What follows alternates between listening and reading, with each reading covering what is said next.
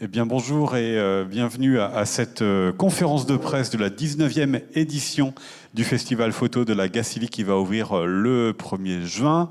Bienvenue à celles et ceux qui sont dans la salle et à qui je demande de couper la sonnerie de vos téléphones portables et à celles et ceux qui sont avec nous depuis Internet. Nous sommes ici installés au Centre culturel Artemisia et vous pourrez tous poser vos questions à la fin, notamment via le chat sur YouTube. Je relayerai les questions.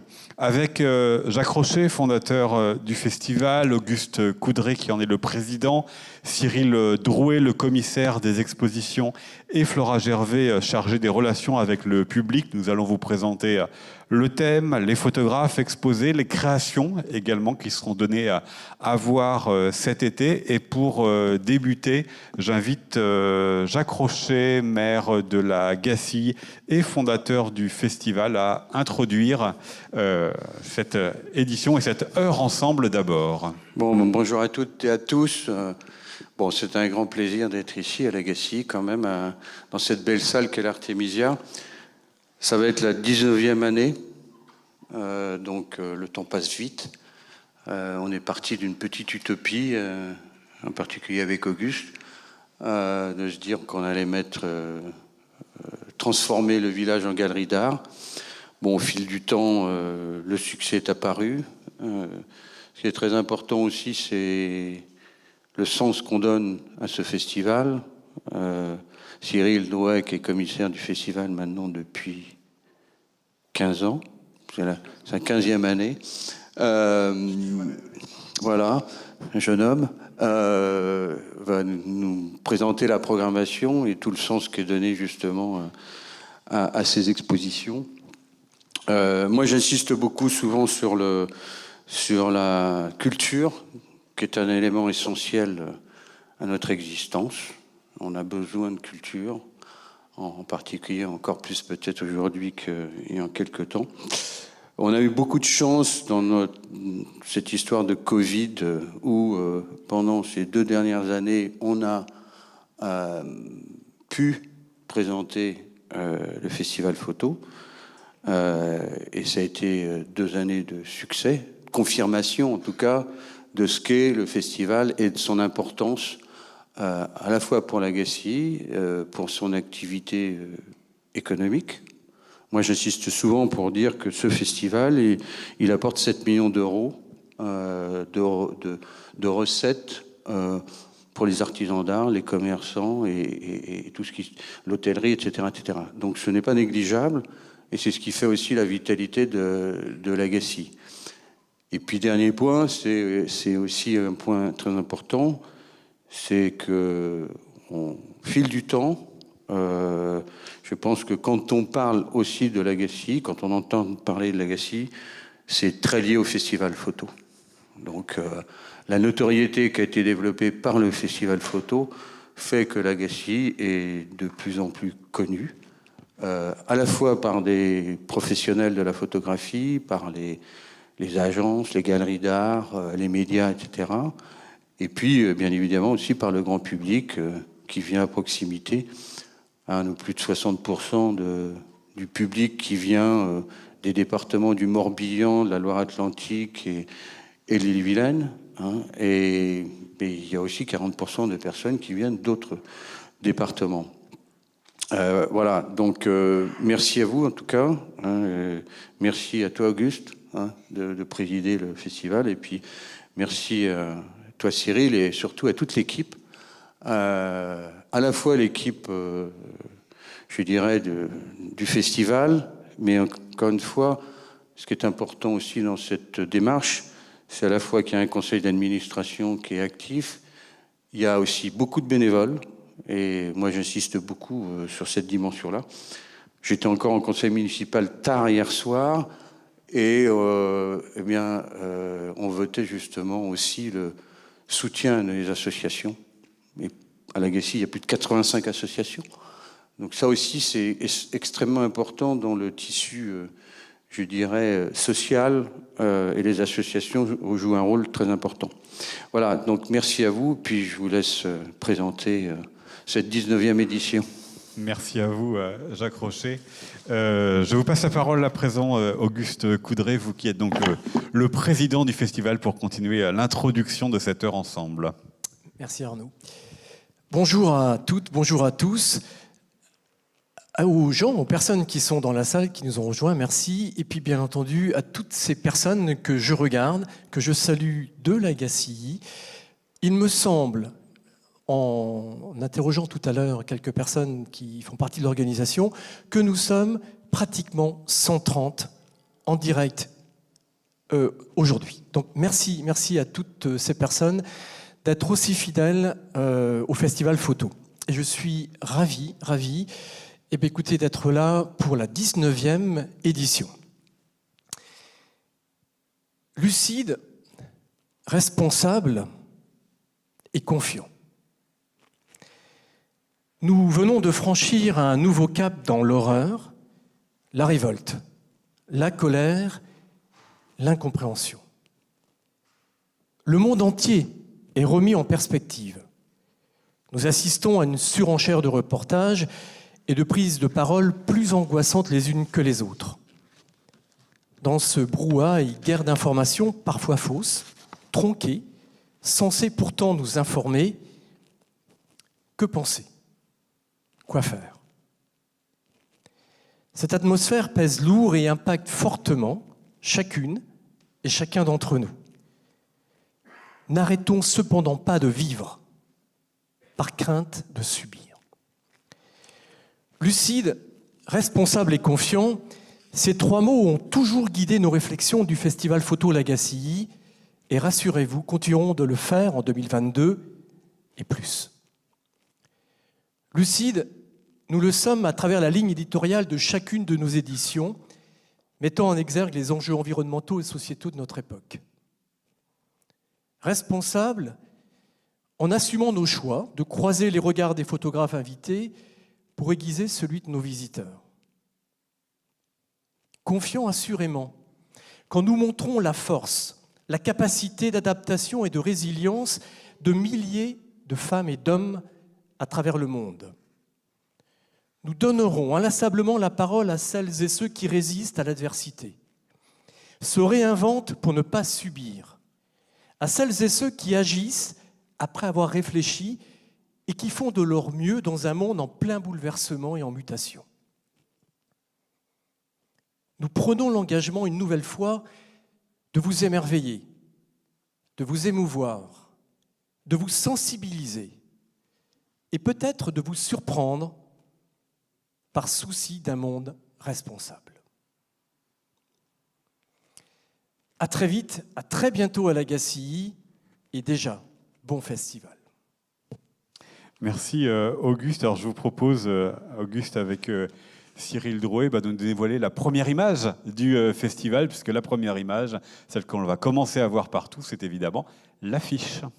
Alors, avant de vous montrer l'image, un petit coucou à Michel Bouvet et les ateliers Bouvet, qui nous regardent et que je sais être en ligne. Coucou. Un grand merci à Michel qui, une nouvelle fois, a su traduire la thématique du festival en images. Nous n'allons pas la commenter. Elle va vous parler directement. Merci Michel, merci à toi et à toute ton équipe. En même temps, elle va donner des pistes.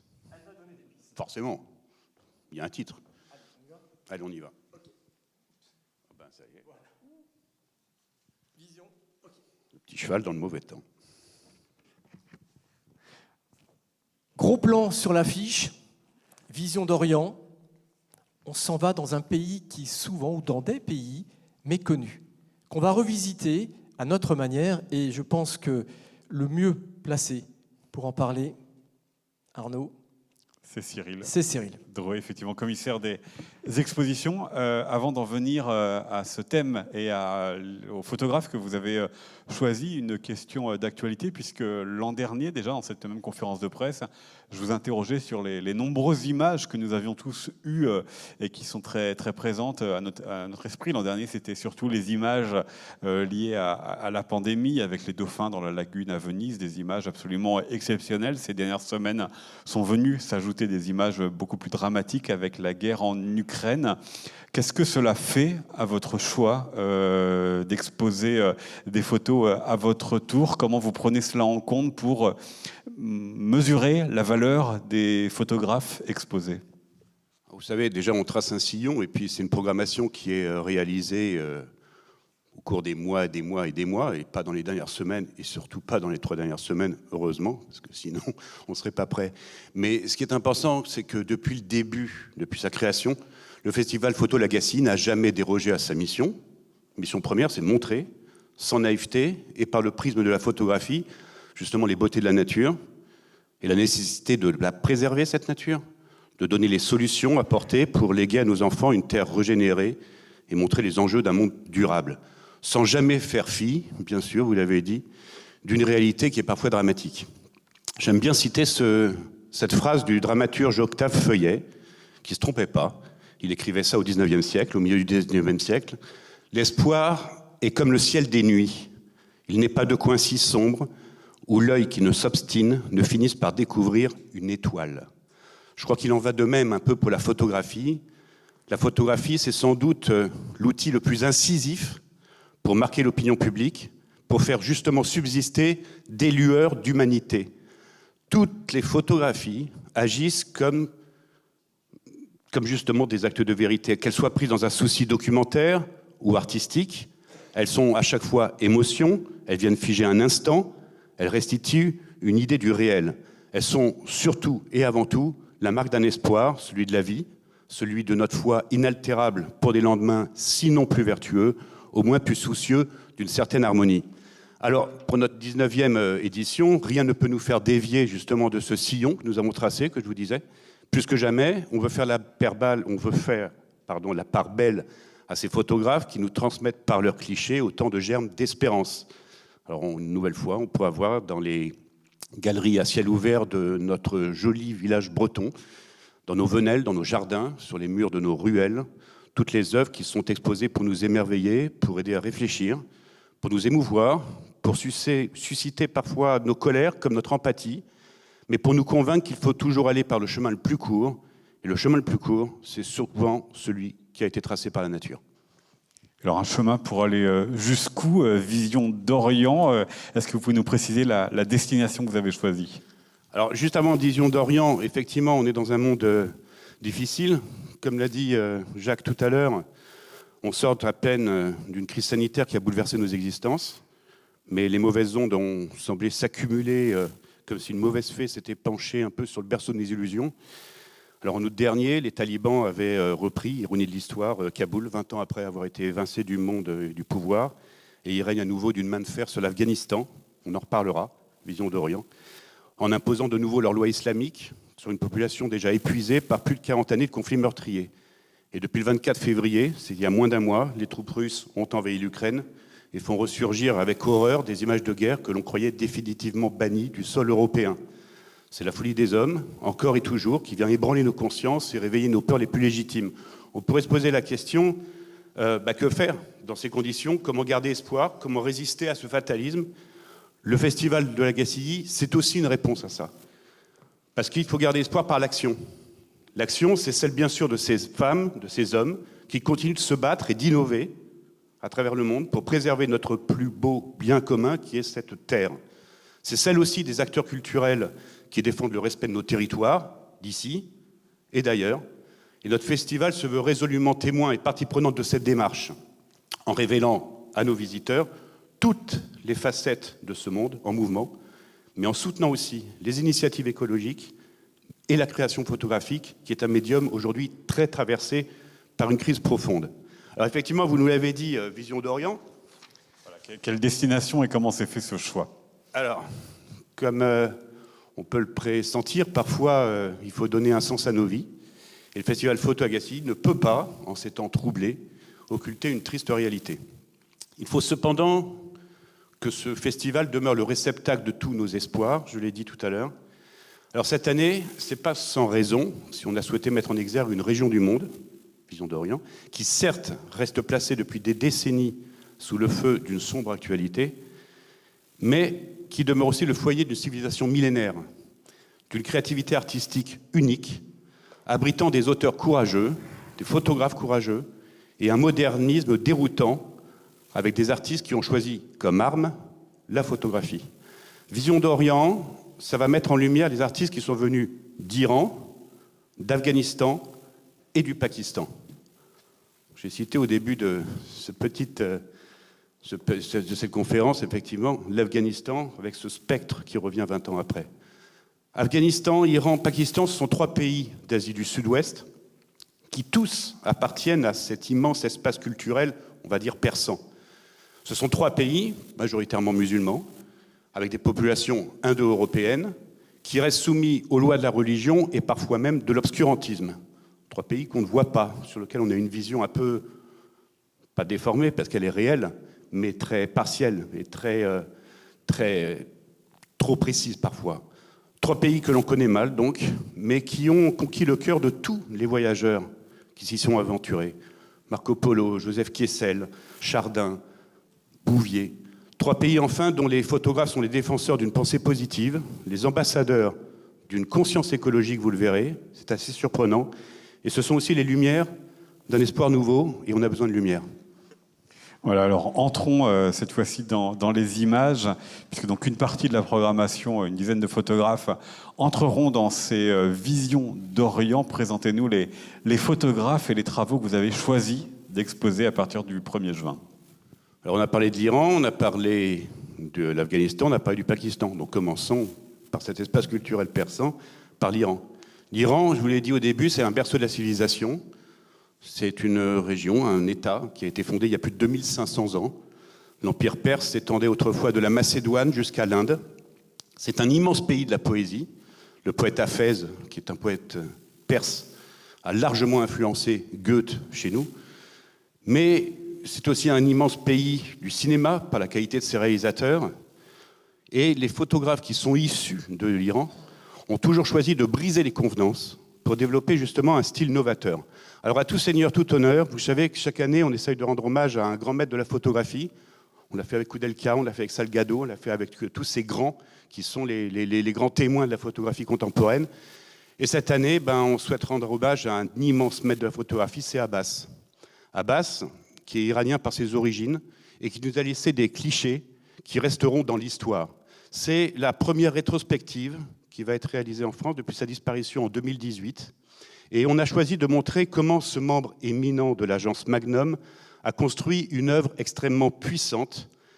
Depuis son témoignage qu'il avait fait en news sur la révolution iranienne de 1979, jusqu'à son regard pétri d'humanisme, il a construit une œuvre, année après année, décennie après décennie, sur les hommes et les dieux, sur la foi.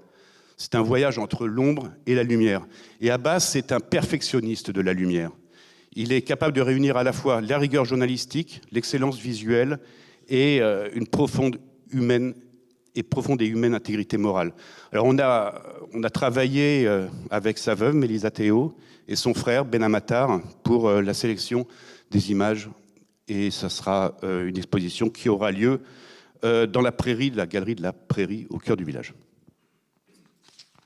Photographe suivant. Alors, photographe suivant, on est toujours en Iran, bien sûr. Dans ce pays, donc l'Iran, que Montesquieu qualifiait d'éclairé, la relève photographique regorge de talents que les musées du monde entier commencent à s'arracher. Dans ces écritures photographiques novatrices, les femmes sont légion. Les femmes en Iran, photographes, même sous la loi dominatrice des hommes. Et on a choisi de dévoiler le travail de 4 jeunes artistes qui sont tous nés après cette révolution islamique de 1979 et qui ont en commun, vous le verrez, ce souci de leur liberté artistique, chevillée au corps et chevillée à leur objectif, et une conscience écologique omniprésente. La première artiste de cette jeune génération, c'est Gohar Dashti. Gohar Dashti, elle n'a de cesse de s'interroger sur notre relation avec notre environnement. Elle a été révélée au grand public en 2008 par un travail surréaliste qu'elle avait réalisé d'un couple, comme vous le voyez, dans le quotidien de la guerre. Et elle va nous proposer plusieurs séries qui sont autant d'œuvres radicalement différentes, subtiles, dans une démarche plasticienne déroutante. Ce sont des œuvres qui sont aussi un vibrant hommage, un vibrant témoignage sur notre relation avec notre environnement. Et j'aime bien cette phrase de Gohar Dashti qui dit Les gens sont éphémères, mais la nature est constante. Elle sera là longtemps après que nous soyons tous partis. On va montrer 5 séries de Guardashti et en exclusivité, on exposera son dernier travail, New and Far, qui a été achevé en 2022, il y a à peine un mois, et qui est une sorte de kaléidoscope photographique qui est inspiré de l'architecture, des paysages et des arts islamiques. Autre photographe iranien, un homme cette fois-ci, c'est Ebrahim Norouzi.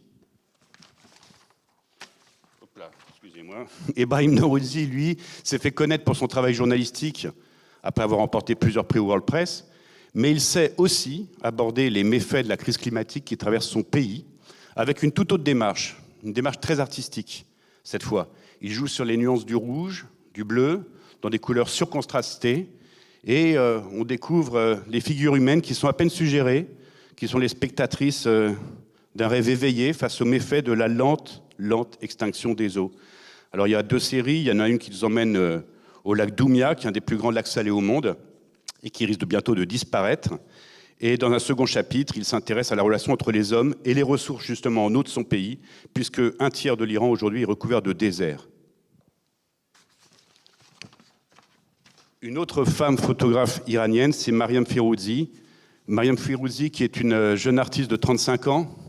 Elle explore, l'Iran actuel à sa manière, avec toute son identité de femme, en interrogeant justement le statut de la femme dans un univers si masculin.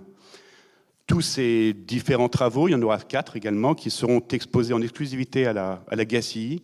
Et ça bouleverse un peu toutes nos notions de la photographie, avec des mises en scène savantes qui sont autant de messages totalement sous-entendus. Ça, c'est la femme qui lit, à Téhéran, par exemple. Et Firouzi, elle explore un monde, je vous l'ai dit, celui de l'Iran, celui de la place de la femme. Elle essaye quand elle parle de sous-entendu, elle réfléchit sur la notion de l'héritage et sur la notion du port du voile. Il y aura toute une série d'ailleurs qui est très belle où on voit des femmes, que des visages de femmes, dans des tableaux avec en arrière-vision des plantes, de la nature, des coquillages. Et on voit juste le visage de ces femmes. Et au premier abord, on trouve que c'est très joli et très plastique. Et en fait, c'est le voile des femmes. Donc tout ça est très sous-entendu. Les femmes sont des combattantes. Et c'est ça qui est merveilleux quand on parle avec ces femmes photographes. Elles disent, nous, les combattantes en Iran, c'est nous. Et c'est nous qui sommes là justement pour apporter un renouveau dans ce pays. Dernier photographe iranien, comme Norouzi et comme Firouzi, Hachem Shakeri. Hachem Shakeri qui est représenté à Téhéran par la Silk Road Gallery, qui est la vitrine incontournable de la photographie iranienne contemporaine. La Silk Road Gallery avec qui on a beaucoup travaillé, avec Anaïta Gabayan, qui est sa directrice, pour justement sélectionner ses séries et ses photographes. Donc Hachem Shakeri, c'est un jeune artiste de 34 ans qui sait manier une chromie très particulière, blanche, épurée, et qui donne à ses paysages, vous le voyez, un aspect quasi lunaire. Il aura deux travaux. Il a un regard sur la sécheresse endémique dans la région du Sistan et Balouchistan, tout comme sur un autre regard sur les nouvelles cités qui surgissent du désert actuellement en Iran. C'est-à-dire que la crise économique oblige les familles iraniennes à partir loin de Téhéran et à aller dans des cités qui sont creusées, comme vous le voyez là, en plein cœur du désert. On change de pays, alors du coup, maintenant pour notre vision d'Orient. Alors, dans cette vision d'Orient, comme on l'a évoqué en préambule, l'Afghanistan. L'Afghanistan, ça a été un petit peu le point de départ de toute cette histoire ici. C'est quand on a vu l'été dernier ces images absolument épouvantables d'un pays qui s'enfonce à nouveau dans les ténèbres. Et je voudrais rappeler les mots de Yasmina Khadra. Yasmina Khadra qui avait écrit un livre exceptionnel dans la fin des années 90 qui s'appelait « Les hirondelles de Kaboul ». Et il y a cette phrase qui est magnifique et qui, malheureusement, 20 ans après, est plus que jamais d'actualité. Je le cite. « Personne ne croit au miracle des pluies, aux féeries du printemps, encore moins aux aurores d'un lendemain clément. Les hommes sont devenus fous, ils ont tourné le dos au jour pour faire face à la nuit. Et pourtant, on va vous montrer qu'en Afghanistan, justement, il y a des formes de résistance. Et pourtant, chaque année, vous savez, on donne la parole à un photographe du patrimoine et on essaie de trouver des petites pépites. Voilà. On a toujours eu nos petites pépites photographiques qu'on a essayé de sortir de l'oubli. Et ces premières pépites, ce sont les clichés de Paul Almasy. Paul Almasy qu'on va dévoiler sur les bords de l'AF, et ces clichés nous montrent que rien n'est inévitable. Ce photographe français, qui est disparu en 2003, c'était un infatigable voyageur. Il a traversé tous les pays du monde, sauf la Mongolie. C'est d'ailleurs le titre d'un livre qu'il avait sorti, qui s'appelait « Sauf la Mongolie », parce qu'il a visité tous les pays du monde, sauf la Mongolie. Et au début des années 60, il a effectué en Afghanistan un long séjour, très long séjour. Il a documenté la vie de ce pays qui souhaitait alors s'ouvrir au monde moderne et qui encourageait la scolarisation. Et il y a des images qui sont des images impossibles que vous découvrirez, impossibles aujourd'hui à réaliser, puisque on voit des petites filles, les cheveux à l'air, à côté de jeunes garçons. Ils sont assis tous les deux sur les bancs de l'école. Ils sont côte à côte. On voit des femmes médecins. On voit une jeunesse qui est une jeunesse extrêmement moderne. Donc non, l'Afghanistan, ça n'a pas toujours été les ténèbres. Donc non, il y a eu des tentatives, et oui, parfois ça a marché, et ça, il faut le montrer, parce que ça fait partie justement de notre mission, et de notre mission de découvrir d'autres images et d'autres clichés de clichés. Et pourtant aussi, dans ces photographes, Véronique de Vigry. Véronique de Vigry, vous la connaissez sans doute, c'est l'une des plus éminentes photoreporters. Et j'ai aujourd'hui une pensée très particulière, je pense très fort à elle aujourd'hui, puisqu'elle est actuellement en Ukraine, elle est à Kiev. Donc elle accomplit son travail, sa mission de photoreporter. C'est une femme incroyable, extrêmement courageuse et d'un incroyable talent aussi. Et l'Afghanistan, c'est un peu son pays. C'est un peu son pays parce que c'est le premier qu'elle a photographié en 1999. C'est un pays où elle a vécu 3 ans, jusqu'en 2004. Et entre ces années, pendant 20 ans, jusqu'à la chute de Kaboul en août 2021, elle n'a jamais cessé de sillonner, de documenter ce pays, cet Afghanistan, dans ses guerres intestines et son occupation militaire. Et on a choisi pas de vous montrer des images de guerre. On a choisi de vous montrer une sélection de ces images qui sont loin du tumulte d'un pays dans le chaos, de montrer des clichés justement de la vie d'un peuple, comme autant d'éclats de paix, des éclats de paix, des lueurs d'espoir, et dans des décors qui sont parfois à couper le souffle. C'est cette photo-là dans laquelle je me suis dit, il faut qu'on fasse une expo là-dessus. Parce que cette image-là, mais c'est quasiment impossible de la voir. Pourquoi ? Parce qu'en Afghanistan, dans ce pays, dans cette culture, les gestes de tendresse sont des gestes que l'on ne montre pas. Et là, c'est pour vous montrer aussi la force d'un photographe ou d'une photographe quand elle est justement en immersion dans un pays et avec les gens et le contact. Et là, cet homme qui est en train d'embrasser son épouse chez lui, voilà, c'est un éclat de paix dans un pays en guerre. Mais ça fait partie des images d'espoir. Et montrer la vie, parce que, comme le disait hier, on parlait avec Pascal Maître, photographe que vous connaissez, l'hymne à la vie, la lumière existe dans les ténèbres, et il nous disait, la vie, dans tout ce que j'ai fait, la vie est plus forte que tout. Et montrer cette vie justement quand il se passe des choses malheureuses à travers le monde, je crois que c'est essentiel. Et pourtant, toujours avec l'Afghanistan, vous dire que les femmes sont des combattantes de la vie, on le disait avec les Iraniennes. Et là, il y a une photographe exceptionnelle qui s'appelle Fatima Hosseini. Fatima Hosseini, c'est une jeune artiste afghane de 28 ans. Elle est à la fois photographe, elle a été professeure à Kaboul, elle a été activiste. Et puis, en août dernier, elle a dû quitter son pays natal après la prise de Kaboul par les talibans. Elle est partie, elle est réfugiée en France aujourd'hui. La France l'a accueillie. Elle est partie juste avec un petit sac à dos. Dans ce sac à dos, il y avait son boîtier, quelques affaires et toutes les photos qu'elle avait conservées. Dieu merci. Alors aujourd'hui, elle est réfugiée en France et elle défend, dans toutes ces images, c'est ce qu'elle a essayé de faire, elle essaye de défendre l'audace de la beauté, de l'audace de la liberté. Et cette liberté, c'est celle des femmes afghanes. Et à travers elle, ce sont des images de dignité et de paix. Je vais vous dire, cette photographie, aujourd'hui, c'est passible, on dit que fumer tue, mais là, je peux vous dire que fumer tue vraiment. Parce qu'une femme au volant d'une voiture, ça n'existe plus. Je parle en Afghanistan. Une femme dévoilée, maquillée, fumant, moderne, c'est une image, c'est une vraie image de révolte. Mais c'est aussi une vraie image de beauté. Et Fatima Hosseini, elle a toujours fait preuve de courage. Elle essaie de montrer que ce sont ces femmes, justement, qui sont au cœur de toute dignité, dans leurs traits, dans leur regard, dans leur maintien, jaillit ce qui en elles incarne autant la féminité que l'espoir. Ici se conjuguent la beauté et la paix, elle est toujours belle. Et pourtant, enfin, toujours dans cet Afghanistan, le partenariat que nous poursuivons avec l'agence France Presse, l'agence France Presse qui est un maillon essentiel de l'information internationale, on va présenter les clichés les plus émouvants de 2 reporters emblématiques de l'AFP, Chamarai qui est un extraordinaire photographe qui est mort dans un attentat en 2018, et Wakil Kossar qui aujourd'hui continue de témoigner inlassablement à la tête du bureau de Kaboul. Tous deux sont 2 photographes afghans, ils ont la même empathie pour ce peuple, toujours debout, et ils démontrent que seule la photographie permet de montrer la réalité des choses visibles.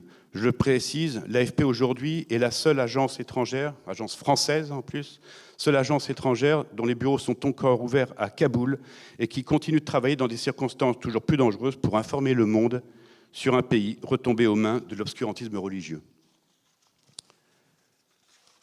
Alors, après l'Iran, après l'Afghanistan, je vous ai parlé, du Pakistan. Donc ça, c'est une image de Wakil Kossar, que vous voyez encore. Donc en épilogue de ces visions d'Orient, cap sur le Pakistan. Le Pakistan qui est né d'une douloureuse partition avec l'Inde en 1947, qui est un pays frontalier avec l'Afghanistan. C'est un territoire musulman qui est parsemé de très, très, très nombreuses ethnies. Et ça reste un pays mystérieux, empli de paradoxes, entre des traditions ancestrales, des sursauts de modernité. C'est un pays qui est très peu ouvert à la photographie, très peu couvert par les photographes. Et on a choisi de le découvrir par l'entremise de Sarah Caron, pas par un photographe pakistanais, mais par Sarah Caron, qui est une photographe française. Mais je dirais que Sarah Caron, c'est probablement la plus pakistanaise des Françaises. Et pourquoi ? Parce qu'elle réside aujourd'hui au Pakistan, et elle a découvert ce pays en 2007. Elle y habite. Elle y est même mariée, c'est pas dévoiler son intimité, sa vie privée de dire qu'elle s'est mariée avec un Pakistanais. Et le Pakistan, dans son regard, c'est une mosaïque de courants contradictoires. Vous avez des villes familières qui cohabitent avec des paysages montagneux, enclavés, déserts. Vous avez une jeunesse citadine qui est extrêmement provocatrice, avec à côté de ça une société rurale conservatrice. En fait, le Pakistan, cette exposition s'appelle le pays des purs, parce que Pakistan, étymologiquement, ça signifie le pays des purs. Et c'est pour vous montrer qu'on est dans un voyage au bout de la confusion. Et tout ce Pakistan qui oscille entre de va-et-vient permanents, c'est justement cette complexité qu'elle connaît mieux que quiconque, Sarah, parce qu'elle a réussi à le décrypter en y habitant. Voilà, ça c'est pour donc les visions d'Orient que vous allez nous présenter. Et puis l'autre partie de la programmation, elle concerne le monde de demain. Alors réexpliquez-nous peut-être cette thématique avant de nous dévoiler les 6 photographes que vous avez choisi d'exposer pour les illustrer. Alors on l'a dit et répété, le festival de la Gacilly s'est toujours attaché depuis son origine à montrer les ferments de beauté qui unissent l'homme à la nature. Le combat pour gagner la cruciale bataille du climat ne doit pas être abandonné, après tout ce qu'on s'est dit. Certes, la campagne présidentielle en ce moment qui se déroule sous vos yeux, elle a mis un peu de côté tous ces enjeux primordiaux. Certes, à la dernière COP26, qui s'est tenue en novembre dernier à Glasgow, dans le froid écossais, cette COP n'a pas tenu du tout ses promesses. D'ailleurs, en clôturant la conférence, le président britannique du sommet, Alok Sharma, il n'a pas cherché à faire semblant, il était ému aux larmes, et il a avoué, je cite ces mots, être profondément désolé que ces rencontres pour contenir le réchauffement de la planète n'aient abouti à aucun accord déterminant. Mais l'urgence est là, elle est implacable. À la fin de ce siècle, j'aime bien le répéter parce que c'est important quand même, pour ne pas l'oublier, la moitié des plantes et des animaux qui existent encore sera éteinte. L'Éden se retire peu à peu du jardin, pour reprendre les mots du romancier Pascal Quignard. Les êtres que nous sommes se trouvent désormais confrontés à des situations inédites, à l'heure où la crise climatique déclenche des phénomènes météorologiques de plus en plus extrêmes. Il est du devoir des gouvernants, il est de notre devoir de réduire de façon drastique toutes nos émissions de dioxyde de carbone d'ici à 2030 pour avoir le moindre espoir de limiter le réchauffement de notre planète. Faute de quoi, nos petits-enfants pourraient habiter justement une Terre que nous ne reconnaîtrions pas. Ces ferments de beauté, cette nature si forte qui nous apporte la vie, nous souhaitons la célébrer aussi au Festival de la photo La Gacilly. Alors avec qui et avec quoi allez-vous la célébrer? Alors parce que la biodiversité, je l'ai dit, est garante de notre vie sur Terre, parce qu'elle est partout menacée par notre soif de développement incontrôlé, parce que nous avons un devoir de la préserver pour assurer la pérennité des générations futures, la Fondation Yves Rocher, qui est notre partenaire aussi, notre soutien dans ce festival, la Fondation Yves Rocher, qui est soucieuse d'œuvrer pour le monde du vivant, a lancé une nouvelle campagne photographique d'ici 2024. Vous l'aviez suivi ici au festival pendant 5 ans. Il y avait cet objectif de 100 millions d'arbres à replanter, et il y a eu des missions photographiques qui ont été réalisées avec des photographes formidables comme Brent Stearton, comme Pascal Maître, comme Guillaume Herbeau, et qui ont travaillé sur des spots à travers le monde pour défendre justement cette importance de l'arbre. Et l'objectif de cette nouvelle campagne, d'ici 2024, c'est alerter, mobiliser, témoigner sur la fragilité de ces sanctuaires vivants à travers le monde.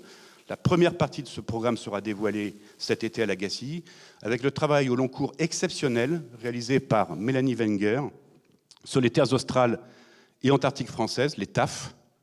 Ces îles, que sont Kerguelen, Crozet, Amsterdam, abritent des écosystèmes uniques au monde. Par exemple, on ne le sait pas, les plus grandes colonies au monde de manchots royaux, c'est en France, c'est là-bas. Le plus grand glacier de France, ben, c'est pas Chambéry, il se trouve à Kerguelen. Et on a même une minuscule forêt primaire, un violet, qui fait 2 hectares, qui n'a jamais connu la main de l'homme, qui se trouve à Kerguelen. Donc c'est un véritable joyau, au chevet duquel se penche aujourd'hui toute une communauté de scientifiques, puisque ces îles ne sont, entre guillemets, habitées que par des scientifiques. Et Mélanie Wenger est partie avec le journaliste Vincent Joly. Ils sont partis pendant 1 mois et demi. Ils sont partis à bord du Marion Dufresne. Le Marion Dufresne, c'est ce bateau des terres australes et antarctiques françaises qui, justement, part de la Réunion et qui va ravitailler ces îles et qui va également récupérer les scientifiques qui y sont, qui vont assurer la relève.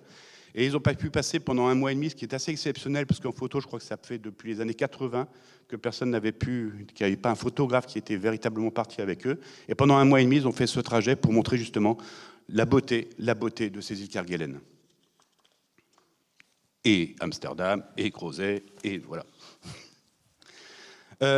En complément à cet éloge de la beauté, on va exposer aussi le travail de toute une vie, une ode à la nature, avec les 6 poétiques tableaux photographiques en noir et blanc de Bernard Descamps.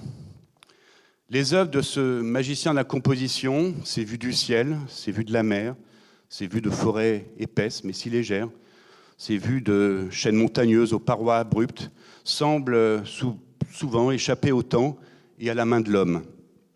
Bernard Descamps, c'est un membre fondateur de l'agence Vue, et il sait de quoi il parle, puisqu'il était biologiste de formation. Et dans cette exposition, ces photographies de paysages, ou plus précisément la nature qu'elles reproduisent, semblent échapper du temps, comme dans un rêve. Son but, le but de Bernard Descamps, c'est provoquer chez celui qui regarde ces images l'émotion qu'il a lui-même ressentie en choisissant son cadre, sa composition et ses lumières. Il a cette phrase, très belle pour un photographe: la photographie est un autoportrait permanent, car on ne photographie pas tellement la réalité, on se photographie soi-même, projeté sur la réalité. Autre photographe, c'est le lauréat 2021 du prix photo de la Fondation Yves Rocher en partenariat avec Visa pour l'image à Perpignan. Le prix avait été remis en septembre dernier, donc lors des rencontres de Visa pour l'image, à Gabriele Ceccioni, qui est un photographe italien, et qui nous emmène très loin, lui, de ces terres inviolées que vous avez vues auparavant. Bien au contraire. Gabriele Ceccioni, il s'est rendu au Bangladesh, dans ces camps de fortune qui ont été bâtis par des centaines de milliers de Rohingyas. Les Rohingyas, c'est cette ethnie qui a fui les persécutions dans leur pays d'origine, la Birmanie. Ce sont aujourd'hui des misérables, au sens digne du terme. Ils n'ont eu d'autre choix que de construire un avenir en se servant des produits de la terre qui les hébergent, en abattant les forêts pour construire leurs abris, en puisant dans des ressources naturelles déjà exsangues. C'est bien entendu une exposition qui est faite en partenariat avec la Fondation Yves Rocher et avec les laboratoires CEWE, qui vont tirer les images de Gabriele. Dans cette époque où la migration, qu'elle soit économique, climatique, sociale ou à cause des guerres, la migration s'annonce comme l'enjeu majeur de notre siècle et le travail de Gabriele Ceccioni, justement, est essentiel. Il nous permet aujourd'hui de comprendre que les crises migratoires, que les phénomènes des réfugiés ne peuvent pas être traités de manière aussi simpliste qu'on peut l'imaginer. Alors, autre méfait, parce qu'on a vu les Rohingyas, autre lieu, la République démocratique du Congo. Depuis des décennies, ce pays d'Afrique voit ses richesses exploitées par des compagnies internationales et voit les déchets s'accumuler. Alors, je voudrais qu'on voit cette photo avant que je vous la montre, donc de Stéphane Gladieux. Donc, Stéphane Gladieux, qui est un photographe français. Le titre de son expo, c'est Homo Detritus. Il est allé à Kinshasa et il a rencontré une génération d'artistes qui a décidé de dénoncer justement cette souillure qui est faite à la nature. Et ces artistes font des happenings. Ils sont recouverts de ces détritus, à chaque fois par catégorie. Vous voyez, il y a les bidonvilles qui coulent sous les téléphones portables, les plastiques, en l'occurrence sur cette photo, des bouchons, des mousses synthétiques, des chambres à air, des tissus, des câbles électriques, des seringues, des cartons, des capsules, des pièces détachées de voitures. Et à chaque fois, à la manière des masques traditionnels africains, ces artistes sont revêtus de ces détritus et c'est une façon justement de dénoncer justement toute cette pollution qui aujourd'hui est en train de souiller l'Afrique et en particulier la République démocratique du Congo. Et Stéphane Gladieux a photographié tous ces artistes dans le décor des rues de Kinshasa avec tout son talent de portraitiste. Cette pollution que l'on condamne et que souvent on ne voit pas dans nos pays occidentaux, elle se répand principalement aussi sur le subcontinent indien. Dans le cadre toujours de notre partenariat, Monet Sharma, qui est photographe de l'AFP, a parcouru son pays, l'Inde, qui est plus que jamais accro au charbon. La capitale New Delhi, qui est la capitale de l'Inde, s'asphyxie jour après jour. Les mines à ciel ouvert contaminent toute une population et rien ne semble changer. Il faut creuser, toujours plus, et à n'importe quel prix. Juste un petit chiffre pour montrer, quand on parle du charbon et de ces pollutions, l'Inde aujourd'hui, c'est 2,5 millions de tonnes, 2,5 millions de tonnes de charbon qui sont engloutis chaque jour pour les besoins énergétiques de la population indienne. Monet Sharma. Alors engagé, notre festival l'est plus que jamais dans les missions environnementales qu'il souhaite définir. Et c'est dans cette perspective que nous avons souhaité nous associer aussi au combat de Reporters sans frontières. Reporters sans frontières qui est l'ardent défenseur de la liberté des journalistes. Et pour célébrer le 30e anniversaire de leur revue, vous connaissez cette revue que l'on voit en ce moment, c'est Patrick Chauvel qui vient de sortir avec la revue de Reporters sans frontières, et qui met à l'honneur les grands noms de l'image fixe. Cette institution RSF sortira un album qui va présenter 100 photos de 100 photographes autour de la thématique de l'arbre. J'en ai parlé, de l'arbre. L'arbre qui, au festival Lagacy, est emblématique de notre combat pour l'environnement. Donc les clichés qui sont dans cette revue seront exposés sur les murs de notre village, au garage très précisément, et il y aura les plus grands noms de la photographie qui ont travaillé sur les arbres. C'est Sébastien Salgado, c'est Denis Dailleux, c'est Robert Capa, c'est Cartier-Bresson, c'est Douaneau, c'est Willy Ronis, c'est Tim Laman, c'est Michael Nichols, c'est Sabine Weiss, j'en passe, c'est des meilleurs, enfin tous les grands noms de la photographie, et vous aurez un condensé, des extraits de cette revue qui seront exposés avec des images absolument fabuleuses et magnifiques de ces arbres. Et puis, pour la 7e année consécutive, nous nous associons avec Fisheye dans le cadre du prix Nouvelles Écritures de la photographie environnementale. L'objectif, c'est pas ça, mais ça arrive. L'objectif, c'est récompenser les talents émergents qui sensibilisent les publics au changement climatique. Le jury s'est réuni en février dernier sous la houlette de Bastien Duval, que je remercie infiniment, puisqu'il travaille avec le festival sur ce prix depuis de longues années. Il le porte, et il le porte bien. Et le jury s'est rassemblé, et 3 photographes ont été distingués. La première, c'est Alissa Martinova. Alissa Martinova, c'est une photographe russe. Elle est basée à Florence. Et depuis 4 ans, elle travaille sur le sujet de la migration. Et elle fait évoluer ces sujets dans des paysages incertains, comme ça, oscillant entre un rouge sanguin, un bleu froid. C'est une véritable très belle écriture photographique. Ces migrants, justement, les migrants d'Alissa, ils voyagent dissimulés, nuit après nuit. Et après une longue traversée en bateau, ils deviennent des étoiles qui s'évaporent dans la nuit et forment une constellation. Dans leurs différences et dans leurs similarités, ils témoignent tous et toutes d'un rêve, d'un horizon commun pour lequel chacun abandonnera une petite partie de soi. À côté d'Alissa Martinova, le travail de Maxime Taillez.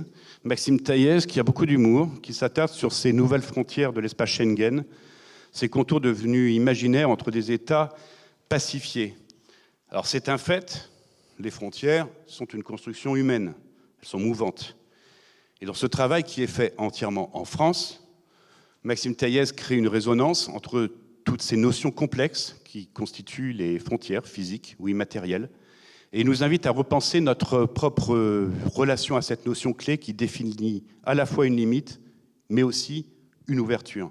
Alors le spectateur découvrira, au travers de cette série photographique, une variété de paysages naturels, de paysages artificiels aussi, où seulement de petites traces de ces séparations témoignent et nous questionnent encore sur ces frontières.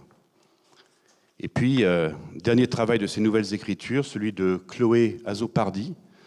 Chloé Azopardi, c'est... je pense qu'il faudra vraiment voir et regarder cette exposition pour en comprendre toutes les subtilités, toutes les multiples facettes. Chloé Azopardi, elle évolue dans un harmonieux écosystème et elle célèbre en fait une sorte d'univers apaisé où il fait bon vivre, et ça fait du bien d'être dans un univers apaisé où il fait bon vivre en ce moment. Chloé Azopardi, c'est une photographe française qui vit et travaille entre Paris et le massif catalan de Montserrat, et elle privilégie des travaux au long cours, où elle s'intéresse à la construction d'un futur imaginaire qui dépasse notre ère actuelle. Et c'est une série photographique où elle développe une fable futuriste, métaphorique, où elle questionne la relation de l'humain à l'animal. C'est une fiction intimiste qui nous éclaire sur justement la possibilité d'une évolution de notre conception, ou plutôt d'une révolution de notre conception du vivant. Merci. Et puis donc nous allons en venir aux créations avec des travaux issus de résidences. Et tout d'abord, on va rester avec vous, Cyril, pour une résidence en lien avec le département du Morbihan. De qui s'agit-il ? Le département du Morbihan, on le remercie parce que ça fait depuis quasiment le début et la création du festival qu'il nous soutient et qu'il permet justement ces créations photographiques avec, en mettant justement un photographe. Il nous laisse assez carte blanche pour choisir le photographe et le travail que l'on souhaite réaliser. Donc c'est un soutien indéfectible de la photographie. Et ce sont des projets qu'on mène tout au long de l'année. Et là, c'est le travail d'Antonin Borgeaud. Antonin Borgeaud, qui est un photographe français, et qui est un photographe qui a la plus belle corde à l'arc d'un photographe, c'est-à-dire sa polyvalence. Il peut faire une star d'Hollywood, il peut vous faire un reportage dans les rues de Shanghai, il peut vous faire des lumières très poétiques, des noirs et blancs très poétiques, des travaux très poétiques, puisqu'il adore le Japon et qu'il est très inspiré par tout cet univers justement très rythmé, très graphique, très géométrique parfois. Et là, il s'est intéressé, on lui a demandé de travailler sur des îles du Morbihan, les îles du golfe du Morbihan, et de montrer cet écrin. Donc il travaille en ce moment, à l'heure où je vous parle, je l'ai eu encore hier après-midi au téléphone, et il est justement sur les îles du Morbihan pour terminer son travail. Ce sera un travail en noir et blanc, et il s'est immergé pendant l'hiver dans ces îles du Morbihan avec son écriture très poétique, très documentaire. Et l'idée, c'est de montrer justement ce parc naturel qui est un véritable joyau, un écrin, je vous le disais, pour tout le golfe. C'est un concentré de paysages, une mosaïque de milieux, d'un intérêt écologique majeur. Donc c'est un work in progress. Ça va être réalisé en noir et blanc et je crois que c'est une des premières fois, je pense même que c'est la première fois qu'il y a une commande réalisée pour le conseil départemental et qui est faite en noir et blanc. Et on attend avec impatience les images d'Antonin. Là, on vous en dévoile une, mais c'est un très beau travail, très doux et qui fait du bien. Merci Cyril Drouet. Avec vous, Auguste Coudray, une autre création qui sera donnée à voir, cette fois-ci dans la résidence ruralité, avec le S final entre parenthèses. L'an dernier, vous en souvenez peut-être, c'était Aglaé-Bory. Et qui avez-vous choisi pour cette 19e édition du festival? Alors, le lauréat de la 2e édition de cette résidence est Jérôme Blin.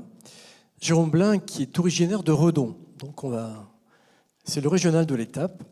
Et Jérôme a porté son regard sur cette tranche d'âge ces gens qui font leur première expérience professionnelle en tant qu'apprenti. Première expérience qui généralement est très discrète, dont on ne parle pas. Et Jérôme a pris le temps, parce qu'il a travaillé à la Chambre, de tirer les portraits de ces jeunes personnes en toute discrétion. Et son travail est remarquable, beaucoup de subtilité. Ces images ou ces photos sont bavardes tant elles disent tous les questionnements que peuvent se poser ces jeunes personnes qui ne savent pas encore si, oui ou pas, elles resteront travaillées sur le territoire. Toutes ces ambiguïtés d'aménagement de territoire qui leur permettront peut-être de rester et de vivre durablement dans ces contrées. Alors, c'est étrange, mais c'est un clin d'œil que nous offre encore la vie. Ces photos seront exposées dans un lieu, la Bergerie, là où était exposé également Aglaé, qui ouvrira ses portes pour recevoir justement ces jeunes gens qui sont saisonniers, qui sont apprentis et qui ont beaucoup de difficultés à trouver un logement, un hébergement répondant à leur budget et répondant aussi à leur volonté de partager des moments de vie. Et bien, la Bergerie s'est dotée de plus de 30 chambres à 9 € la nuit, tout simplement, pour héberger ces gens-là. Et en regard de ces portraits qui seront dans le parc de la Bergerie, ouvrira ce lieu et qui hébergera, en même temps que l'ouverture du festival, une trentaine d'apprentis et de saisonniers. Donc merci à Jérôme, merci au projet La Bergerie qui devient réalité et on ne peut qu'être fier de voir que le territoire se dote d'hébergements pour permettre aux gens d'y vivre durablement. Merci Auguste. Avec vous, Flora Gervais, qui est chargée des relations avec le public. On va d'une certaine manière poursuivre avec les créations, puisque cela fait 11 ans que les collégiens ont le droit à leur exposition avec le Festival Photo des collégiens. Peut-être rappelez-nous le principe et dévoilez-nous quelle a été la thématique choisie cette année. Alors merci Arnaud. Donc en effet, le festival est aussi engagé pour le développement de la pratique amateur et notamment auprès du public scolaire à travers des projets d'éducation artistique et culturelle, dont un qui est quasi historique et que le public attend chaque année, le Festival Photo des collégiens du Morbihan. Alors vous allez découvrir à l'écran la toute première image, car l'editing n'est pas encore fait, la toute première image de la 11e édition du Festival Photo des collégiens du Morbihan. Alors, je reviens juste sur ce projet qui est mené en collaboration étroite avec le service éducation du conseil départemental du Morbihan et nous les remercions chaleureusement pour leur engagement renouvelé année après année. Et cette année encore, ce sont 16 collèges publics et privés du département, soit 350 élèves de la 6e à la 3e, en passant par les dispositifs SEGPA et Ulysse, qui ont travaillé sur une thématique commune qui est celle de l'ouverture. Alors qu'elle soit abordée dans ses sens propres ou figurés, la notion d'ouverture, qui est bien familière aux photographes, porte en elle celle du passage, celle de la communication, du voyage vers un ailleurs ou vers l'autre, et elle interroge in fine la construction de notre identité individuelle et collective. Et il est particulièrement important que cette ouverture aux autres, que cette ouverture à l'art, les jeunes adolescents se l'approprient et nous en parlent. Alors, de l'analyse du thème à l'écriture des textes, les collégiens réalisent également, bien sûr, les prises de vue, et ils sont accompagnés toute l'année par leurs enseignants et également par 8 photographes que je tiens à remercier et à citer aujourd'hui. Donc, Aude Sirvin, Bettina Classen, Éric Frottier de Bagneux, Hervé Lerest, Fred Moureau, Pauline Tézier, Marie Rameau et Cédric Wasthausen qui font un travail remarquable auprès de tous ces jeunes. Et cette année encore, nous avons hâte de découvrir sous quels angles ces 16 classes engagées dans le projet se sont appropriées ce thème riche en possibilités qui est l'ouverture, et vous pourrez retrouver leurs œuvres dans la galerie des Halles comme les années passées. Voilà, puis quelles autres actions mettez-vous en place envers les publics pour l'élargir et le diversifier? Alors on a parlé du Festival des collégiens, donc à l'année, l'association du Festival Photo Lagacilly porte d'autres projets d'éducation artistique et culturelle auprès d'établissements scolaires grâce au soutien de la DRAC Bretagne, mais aussi cette année un projet Culture Santé soutenu par la DRAC et l'ARS auprès du centre d'addictologie Douarnenez de Plohermel. Alors faire entrer l'art et la pratique culturelle comme une bouffée d'air dans un quotidien surmené, parfois malmenant, c'est vraiment la mission de toujours du festival et c'est celle que le service des publics s'attache à mener au jour le jour. Et bien sûr, pendant ces 4 mois d'exposition, le service des publics va continuer à accompagner les visiteurs de tous les âges dans leur découverte des expositions et des photographies.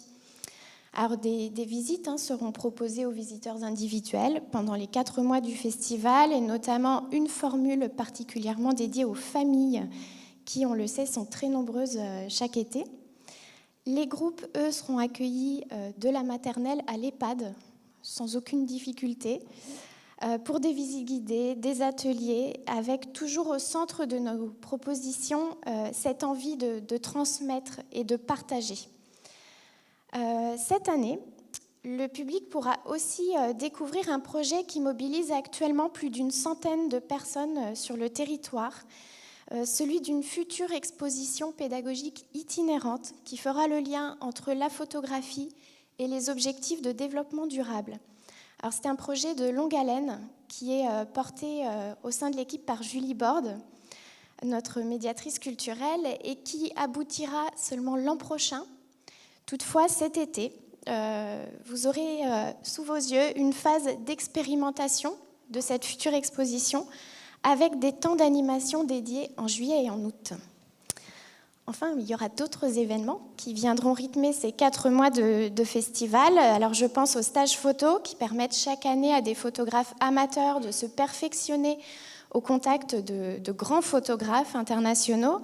Et puis, nous préparons également avec nos partenaires du territoire des rencontres, des cycles de projection et bien d'autres occasions de nous retrouver et de croiser les regards, de croiser les approches artistiques sur cette programmation Vision d'Orient. Merci Flora Gervais. Puis avant vos questions, une dernière question pour vous, Auguste Coudray, puisque le festival photo à Lagacilly, c'est à Lagacilly, mais pas seulement. Alors qu'allez-vous faire à Baden ? Alors, si vous me permettez, j'ai omis de préciser tout à l'heure que la résidence ruralité était montée en collaboration avec la DRAC, la Direction régionale d'action culturelle de Bretagne, les Champs Libres et la communauté de Loust à Brocéliande, qu'ils m'en excusent. Oui, donc Arnaud, pour repartir sur votre question, depuis 5 ans maintenant, le festival photo Lagacilly s'exporte à Baden. Baden, non pas en Morbihan, mais Baden au sud de Vienne. Depuis 5 ans, nous exposons les photos de l'année N à N+1, l'année d'après, dans cette ville. Donc, petit clin d'œil et gros sourire à Florence, qui est la commissaire d'expo, qui est en ligne aujourd'hui, je le sais, Héloïse, qui est notre alter ego, qui organise et reprend chaque année ces photos. Alors, nous qui y allons, bien entendu, on est à la fois surpris, étonné, émerveillé, de par la façon dont les photos que nous connaissons, que nous avons exposées, sont reprises, revisitées avec le même esprit, la même philosophie, les mêmes discours et les mêmes messages qui sont diffusés ici à l'Agassi. Et pour nous, le fait d'être à Baden est un excellent tremplin, une caisse de résonance européenne pour faire valoir nos engagements. Et depuis 5 ans maintenant, plus de 282 000 pour l'année dernière, donc entre 280 et 300 000 visiteurs parcourent les rues, les jardins de cette ville de Baden. Donc un excellent partenariat dont on est vraiment très fiers. Et comme les thématiques que nous abordons sont des thématiques universelles, il va de soi que plus l'on sera avec des antennes de ce type, mieux les messages passeront. Donc un grand merci à Florence, un grand merci à Loïs, un grand merci aux équipes de Baden pour nous permettre encore et encore de pouvoir être là-bas, tout simplement. Merci. Et donc, c'est du 9 juin au 16 octobre. Cyril Drouet, vous vouliez rajouter quelque chose? Juste commenter dans une série de remerciements, parce que je pense que c'est important. Il y a aussi nos partenaires techniques extrêmement importants. Et je voudrais remercier les labos avec lesquels travaille Thierry Corollaire, qui est dans cette salle. Et j'ai cité Seaway tout à l'heure, mais c'est aussi Dupont, c'est Initial Métropole, c'est aussi Agelia. Et sans eux, on ne verrait jamais sur nos cimaises, justement, et dans nos galeries, le travail incroyable qu'ils font sur un plan technique et technologique. Je voudrais aussi remercier les équipes, quelques noms, mais qui c'est important, en plus je l'ai aperçu là. Mais je tiens à remercier Stéphanie Rétière, qui est notre directrice, qui en ce moment est un petit congé maternité et qui est épaulée du coup par Lisa Studer, qui nous fait un travail formidable toutes les deux. Et on a hâte que Stéphanie nous rejoigne, mais aussi Mélina qui n'est pas là, qui est aussi en congé maternité. Mélina qui est là avec son petit Gabriel, je crois, est-ce que je l'ai vu rentrer tout à l'heure. Donc à l'Agassi, on fait des bébés. C'est vraiment un... Ah bah on a dit, c'est vraiment très on a dit sympa. c'est des germes d'espoir, hein, donc c'est important. Voilà. Et dans ces équipes, bien entendu, je ne vais pas citer tout le monde, mais j'ai parlé de Thierry Corollaire. Je cite aussi Dominique Roland, parce qu'il est là depuis quasiment le début aussi, et c'est grâce à Dominique qu'on a ces scénographies. Et ce travail remarquable qui est fait aussi avec les équipes de l'Agassi pour mettre en beauté ces images et les mettre en valeur. C'est aussi, on a vu Flora, mais c'est Camille, c'est Clémence, c'est Julie, c'est le deuxième bureau, c'est Martial. Et bien sûr, Auguste, notre président, et Jacques, notre fondateur. Alors le président remercie son conseil d'administration qui est passé de 7 personnes à 11. En fait, on a été un peu bousculé par l'engouement de ces personnes et de la population en plein Covid en 2020 qui sont venus toquer à notre porte en nous disant « on ne peut plus travailler, on a du temps, on aime ce que vous faites, qu'est-ce qu'on peut faire pour vous ?» Voilà, donc ça a commencé comme ça, on a revu notre conseil d'administration et on est vraiment très très très fiers d'avoir accueilli toutes ces personnes qui, au jour le jour, et je salue celles et ceux qui sont venus aujourd'hui, sont à nos côtés. Un grand merci aussi à ces 82, je me retourne et je parle sous le couvert 87 bénévoles qui, encore cette année, sont au rendez-vous et qui travaillent avec nous pour faire au mieux pour offrir cette 19e édition. Donc, tout est porté aujourd'hui par ce village et on est vraiment ravis. Et peut-être qu'au-delà même de nos raisons de croire à tout ça, cette mobilisation en est certainement l'une des essentielles. Donc, un grand merci à tous nos partenaires. Et Dieu sait que l'époque à laquelle nous vivons, on en ressent vraiment le besoin et on en est extrêmement reconnaissant. Je salue également tous ces partenaires qui nous entendent, qui sont en ligne aujourd'hui, en distanciel. Je voudrais vraiment vous remercier. Et puis, le travail que nous avons encore fait cette année près de vous ne va que s'amplifier. Et je vous rassure, on va prendre le temps de se voir, de se revoir pour travailler l'espoir ensemble. Donc un grand merci à toutes ces personnes sans lesquelles, soyons clairs, le festival ne pourrait pas exister. Nous sommes une grande famille et fiers d'y appartenir. Merci Auguste. Est-ce que vous avez à votre tour des questions à poser sur le festival, que vous soyez avec nous dans cette salle ou que vous soyez derrière un écran? Pas de questions. La bonne nouvelle, c'est que vous reprenez, Auguste, le calendrier normal, ouverture le 1er juin. Voilà, donc en espérant que nous ne soyons pas contraints d'autres règles sanitaires, nous avons fait le choix, avec le conseil d'administration, de repartir comme avant, c'est-à-dire d'ouvrir notre festival le premier week-end de juin. Donc ça aura lieu, si je ne me trompe pas, le 2, 3 Le 3, dit Cyril, comme ça. et 4 juin prochain. C'est un vendredi. C'est un vendredi, voilà. Voilà. Regardez, c'est les tablettes, ça doit être le Voilà. 3. Et donc là, je salue encore, parce qu'un festival comme le nôtre, au-delà de les raisons qu'il donne pour venir voir la GACI, ne peut pas se faire dans de bonnes conditions s'il n'y a pas la communauté des artisans d'art, s'il n'y a pas les restaurateurs, s'il n'y a pas tous ces métiers annexes qui permettent aux gens de venir à la GACI. C'est tout un village qui se met en mobilisation, qui se met en réaction pour combler les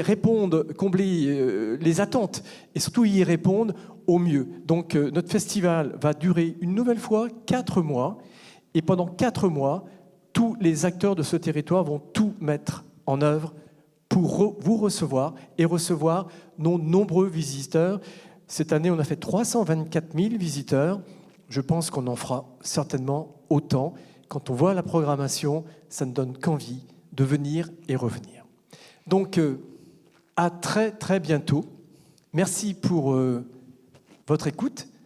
À moins qu'Arnaud peut-être... Non, j'allais ok. juste te proposer, savoir s'il y avait une question, mais s'il n'y en a pas, Pardon. ni dans la salle, ni derrière l'écran. De toute façon, vous savez que voilà, pour les journalistes, vous référez au deuxième bureau pour avoir tous les renseignements utiles. Mais du coup, moi, je remercie tout le monde. Et puis, Auguste, je vous laisse le mot de la fin. Eh bien, écoutez, merci aussi à Deuxième Bureau, parce que tu viens de le citer. On ne l'avait pas cité tout à l'heure, mais bien entendu, Deuxième Bureau est notre agence de presse avec laquelle nous travaillons depuis le tout début. Merci pour votre présence. Merci à vous. Merci à vous qui nous écoutez. À très vite, à très très bientôt. Et nous sommes très très heureux d'avoir passé ce moment délicieux avec vous. À très vite.